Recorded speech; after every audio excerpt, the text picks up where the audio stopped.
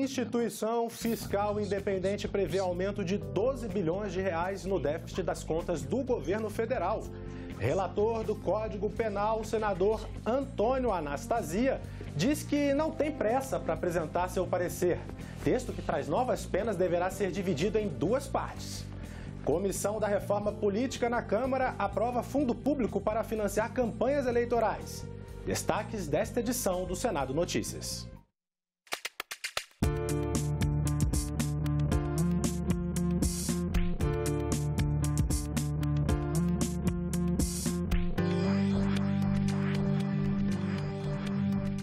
Olá, muito bom dia. A Comissão Especial da Câmara deve concluir na terça-feira votação da reforma política. Senadores defendem as mudanças, entre elas o financiamento público de campanha e eleição dos candidatos mais votados para deputado. Os detalhes com a repórter da Rádio Senado, Érica Christian. Entre as novidades está o financiamento público, que terá 3 bilhões e 600 milhões de reais. A repartição dos recursos dependerá do tamanho do partido e das bancadas na Câmara. O senador Aécio Neves afirmou que parte do novo fundo virá das emendas parlamentares. A democracia tem um custo e nós vamos buscar esses recursos no próprio processo político. Recursos de emendas parlamentares é uma ideia, enfim, recursos que já estão sendo gastos em atividades políticas poderão compor esse fundo, porque senão não existirão eleições. Se você não tem um financiamento privado e não tem um financiamento público, as pessoas não saberão quem são os candidatos, em quem votar. O senador Renan Calheiros avalia que o financiamento público não faz sentido no momento de ajuste fiscal e de cortes no orçamento. Nós poderíamos ter um financiamento misto, com controles, com limites, com percentuais, para que os doadores não fiquem donos das candidaturas, como parece que teria acontecido em alguns casos. Eu acho que, no rumo da transparência, qualquer modelo será mais realizável do que esse modelo de financiar as campanhas com dinheiro público que, circunstancialmente, não se tem. Mas o senador José Pimentel argumentou que as doações de campanha por empresas, proibidas desde 2015, saíam mais caras para a população. A democracia, ela tem um custo. E esse custo precisa ser feito por toda a sociedade. Historicamente, no Brasil, este financiamento foi feito pelo setor empresarial.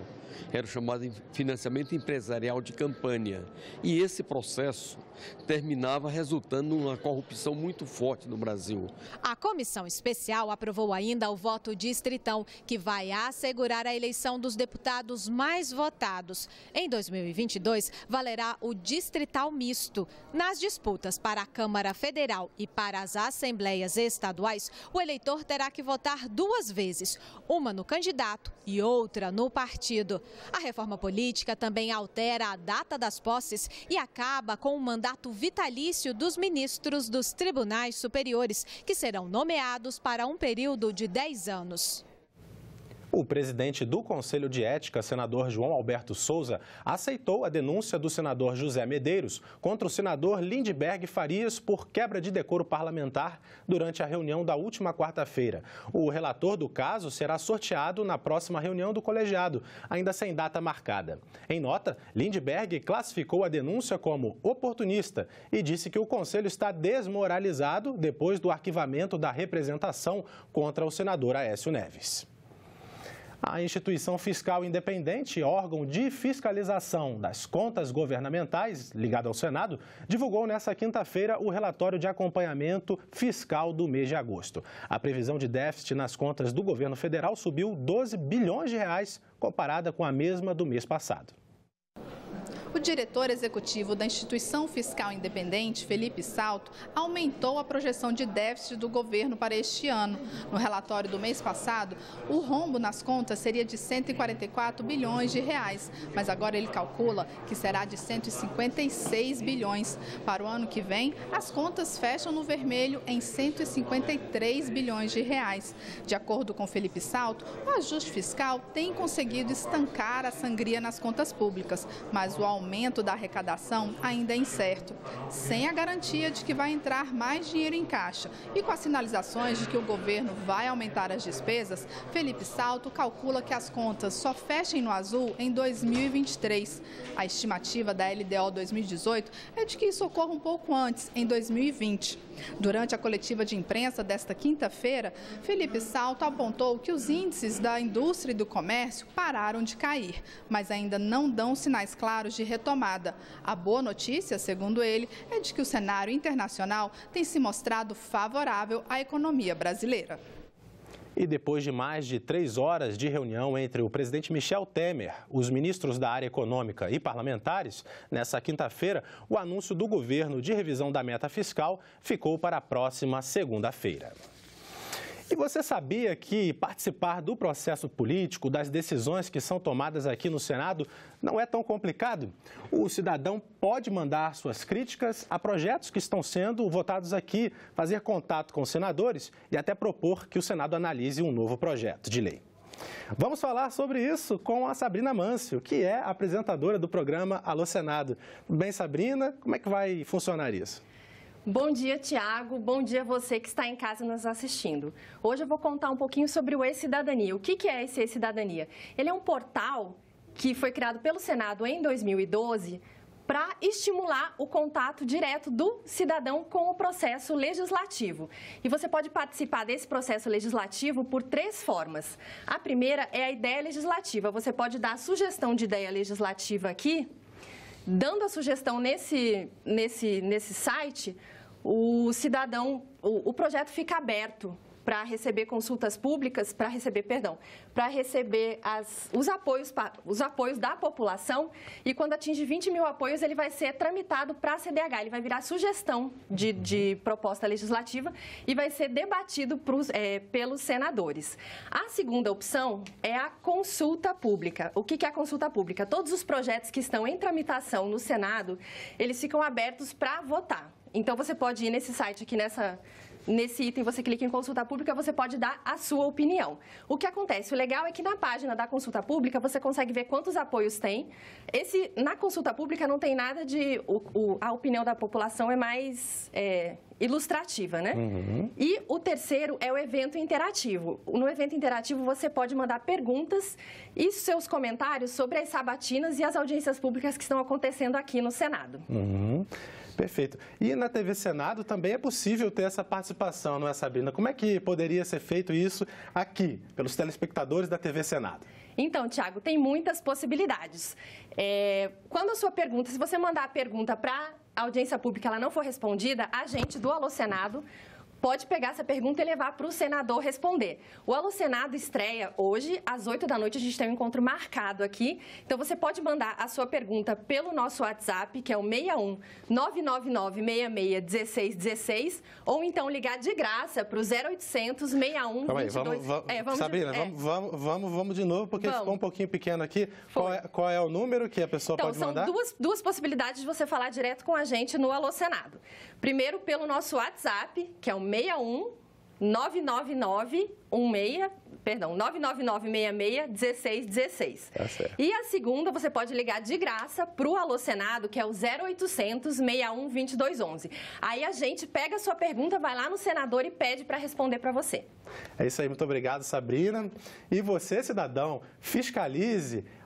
Anote o que o seu parlamentar está fazendo, isso é muito importante para a nossa democracia.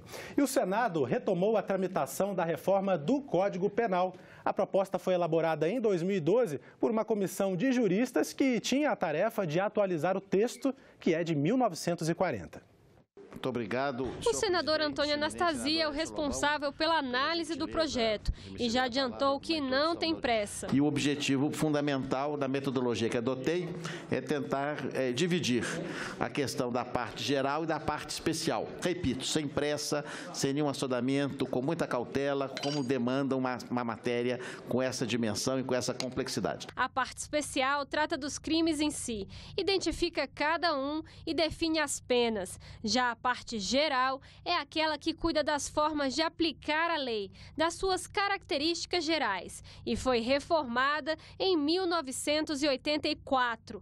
Uma sistematização da legislação penal brasileira pressupõe segurança e consistência na parte geral. A parte geral não deve ser adaptada periodicamente, porque está precisamente nela o germe para que todo o restante da legislação se adapte. Embora consideremos que a parte geral do Código Penal de 1984 seja infinitamente superior em técnica, em qualidade, adequação das suas soluções, do que o projeto do PLS 236 veio a ser, guardado devido respeito ao esforço dos seus elaboradores, a parte geral de 1984, como toda obra humana, não é, tem defeitos, não é, tem pontos em que ela merece avançar. Foi na reforma da parte geral que incluíram a possibilidade de penas alternativas. A proposta em tramitação também mexe nesse ponto.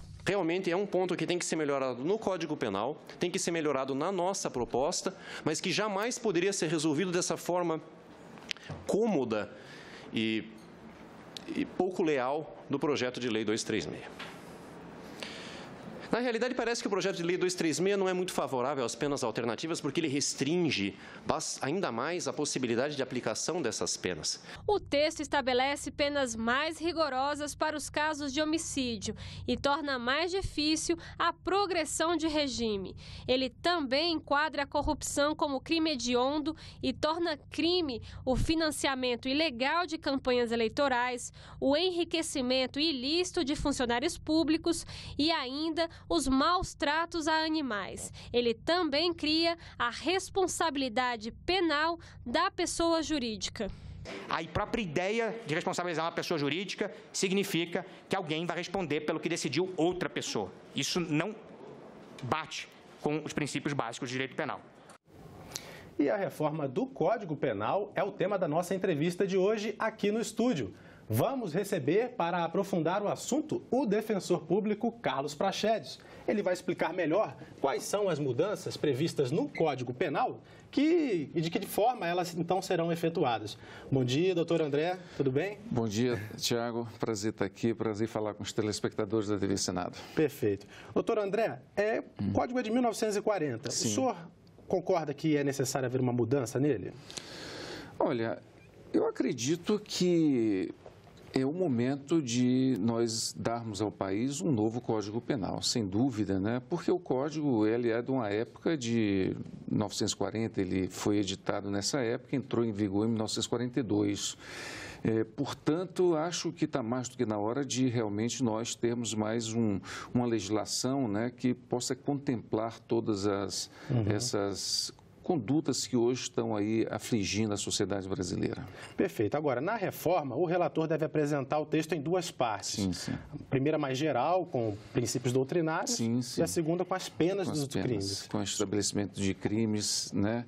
Acho isso é uma tendência hoje dos códigos penais modernos, né? Em dividi-lo, né, em parte geral e parte especial, né? Isso já vem, né, não só no Brasil e hoje todo o direito penal dos países que adotam uma cultura semelhante à nossa, uma cultura jurídica, sempre o Código Penal apresentou essa divisão, parte geral e parte especial. A parte geral, né, ela sofreu uma profunda alteração nossa em 1984. Né? Depois da edição do Código de 1940, ela foi alterada em 1984. Né? E a parte especial, ela vem tendo sido modificada desde 1940 por várias legislações extravagantes, a ponto de nós dizermos que hoje a gente tem uma coxa de retalhos. Né? Talvez aí a ideia do novo Código Penal seja interessante para unificar toda essa legislação esparsa. Nosso tempo é curto aqui, sim. Mas quais seriam, então, assim, os novos crimes ou as mudanças mais necessárias nesse momento, na sua opinião? Olha, Nós temos, uma posição muito definida com relação à intervenção penal. Temos essa visão de que a gente vive num Estado democrático. Portanto, dentro do Estado democrático, o direito penal sempre deve ser subsidiário, né? Haja vista, recentemente agora nós fizemos um levantamento, hoje 96% da população carcerária aqui no Distrito Federal responde em torno por 6 ou mais crimes. Então, nós temos uma legislação penal muito extensa. Agora, né, me parece uma boa, a princípio, né, foi uma boa iniciativa, né, o estabelecimento dos crimes cibernéticos. Né? Eu acho que a internet hoje é um espaço onde realmente a delinquência ela é manifesta, e isso me parece que foi um avanço significativo. Então, quer dizer, são novos crimes para as novas épocas, não é isso? Eu acredito que sim, né? Não há como nós ainda analisarmos toda essa complexa, né, essa complexa rede social ainda com os tipos penais previstos no Código Penal de 1940. Tá certo. Muito obrigado, doutor André, pela sua participação. Para mim é um grande prazer, viu, Thiago? Ok, muito obrigado. E nós ficamos por aqui. Você pode rever as reportagens desta edição na nossa página na internet, senado.leg.br/tv. Obrigado pela companhia e até a próxima.